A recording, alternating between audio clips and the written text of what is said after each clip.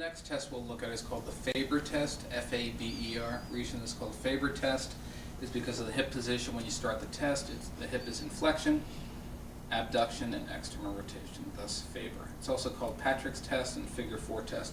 With this test, I'd be on the other side, but just for visualization, I'll be standing here. You have the patient go in a Figure 4 position. It's a passive test. You have the patients with their lateral malleolus just superior to their patella, and stabilize here. And if the patient has a positive test, they're going to have more flexion with this. Occasionally, I'm going to apply just slight stretch on it like that. Positive test could be indicative of tightness of the iliopsoas and one joint hip flexors. Depending on, especially if I give some overpressure, if the patient has discomfort, you ask them where they have discomfort.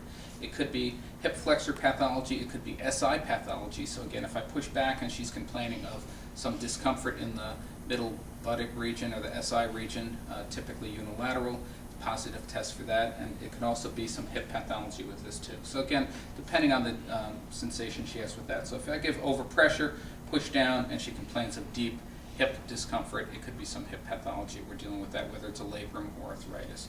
Typically, the FABER test does look for the SI pathology with that. So again, positive test, it'll be up higher.